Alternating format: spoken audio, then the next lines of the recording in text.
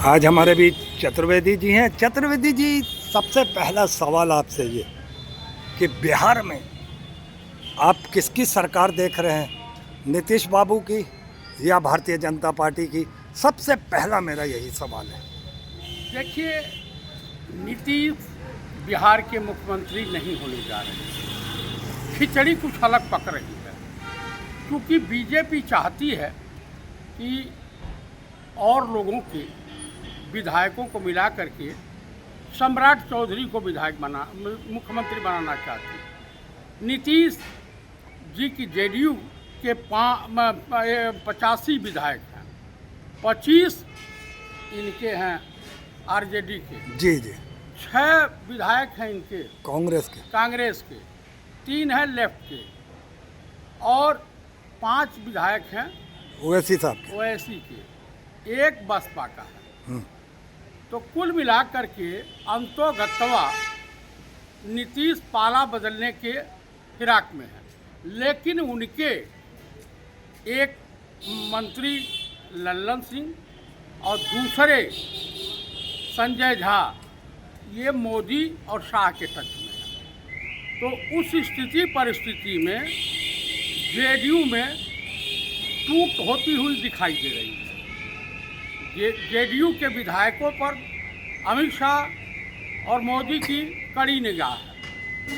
तो मुझे नहीं लग रहा है कि ये मुख्यमंत्री होंगे। ये क्या बताइए आप, जो बहुत एक बड़ी आपने बात कही है, बड़ी दिलचस्प बात कही है, ये जोड़ तोड़ की जो अगर राजनीति करेंगे तो क्या यहाँ पे नीतीश कुमार खामोश रहेंगे दिल्ली की सत्ता में? क्योंकि 12 सीटों का योगदान जो इनका है, जो सरकार दिल्ली में आज काबिज है नरेंद्र मोदी की, कहीं उसको ये डिस्टर्ब तो नहीं करेंगे? 9-10 एमपी इनके रह जाएंगे जेडीयू के, और 10 इनके हो जाएंगे, 16 हैं नायडू के, 26 और मान लीजिए एक नाथ सिंधे के साथ। हाँ, वो 7 हैं। हाँ, तो 26 और 7 33, एक अजीत पवार के, तो 33-34, और उसके बाद कम से कम 3 एमपीओ की और ज़रूरत पड़ेगी। तो संभवतः 3 की और व्यवस्था हो जाएगी निर्दल वगैरह मिला के बहुत से निर्दलीय हैं वहाँ। हाँ, तो 272 का आंकड़ा ही पार कर लेंगे, लेकिन मोदी सरकार धराशायी हो जाएगी। उस स्थिति परिस्थिति में देश में मध्यावधि चुनाव होने के आसार हैं। दरअसल कांग्रेस की कमजोरी सबसे बड़ी क्या है कि इनके पास नूरानी चेहरे के रूप में और जो है इमरान प्रताप गढ़ी आए, उनको माइनॉरिटी सेल का चेयरमैन बनाया, उनको राज्यसभा दे दिया, जबकि इसके नाम पर कोई वोट नहीं है।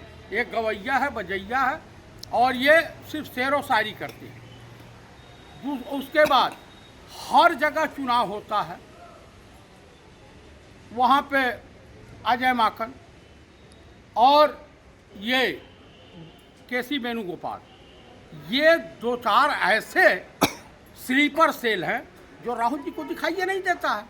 और राहुल जी जब तक वामपंथियों के चंगुल में रहेंगे, राहुल जी जब तक ये ऐसे लोगों के चक्कर में रहेंगे, तब तक कांग्रेस सरवाइव नहीं करने। सर, मेरा एक सवाल यहाँ ये नहीं था, मेरा सवाल ये था कि अगर जेडीयू में तोड़फोड़ करता है, अगर बीजेपी मोदी सरकार अगर तोड़फोड़ करती है, तो इसके नतीजे उन्हें केंद्र में भुगतने पड़ेंगे। मैंने कहा ना, तो उस स्थिति में मध्यावधि चुनाव होगा, क्योंकि राष्ट्रपति से सिफारिश करेंगे कि दूसरे को सरकार बनाने का मौका न दें। क्योंकि सरकार जब दूसरे की बन जाएगी, मान लीजिए इंडिया गठबंधन, तो मतलब ये जितनी भी संस्थाएं हैं या ये जो है जो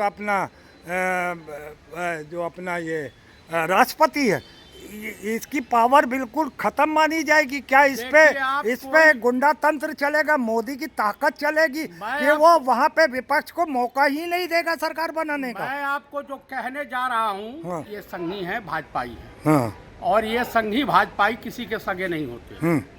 दूसरी बात कि ये जो है अपने मन वाली करेंगे, तीसरी बात यह है कि मोदी किसी भी एन केन प्रकरण, क्योंकि सत्ता जाने के बाद कई स्थिति परिस्थिति उनको मालूम है कि सत्ता दूसरे की बनी तो मेरा और अमित शाह का जेल जाना तय, ज्ञानेश कुमार गुप्ता का जेल जाना तय और राजीव अग्रवाल का जेल जाना तय। तो ऐसे में अमित शाह बार बार क्यों कहते हैं? इलेक्शन के दौरान भी उन्होंने कहा कि भाजपा का सीएम बनेगा, भाजपा का सीएम बनेगा, फिर बाद में अपनी बात को विड्रॉ करते हैं, नहीं जी हमारे नेता तो नीतीश कुमार हैं।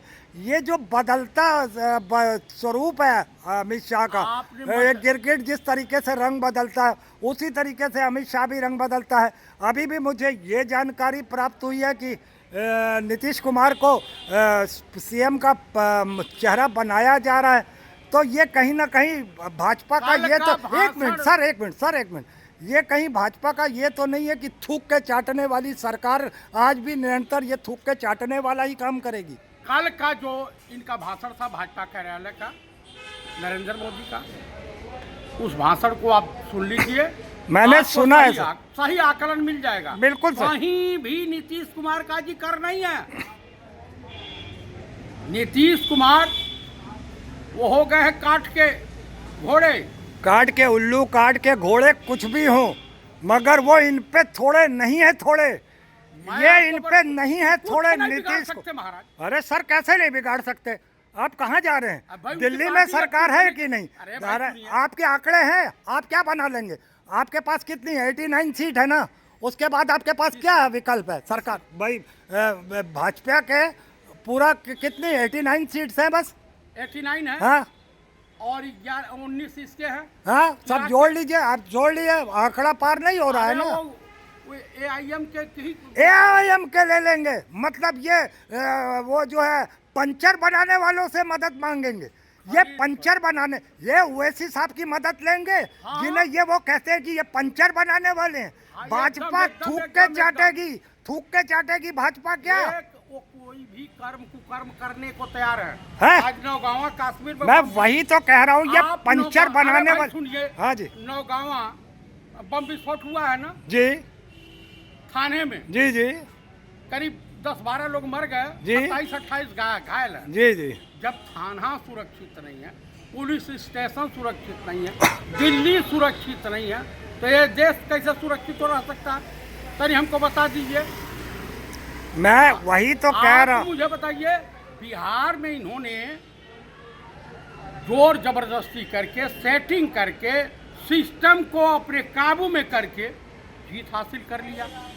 तो कुल मिलाकर के जो बातें हैं, इनकी पूरी नींव बीजेपी की, आरएसएस की पूरी नींव नफरत पर टिकी है और इस देश की जनता समझ नहीं पा रही है। और राहुल जी को भी बड़े आंदोलन करने की आवश्यकता है, तेजस्वी को भी बड़े आंदोलन करने की आवश्यकता है, अखिलेश जी को भी बड़े आंदोलन जब तक नहीं होगा।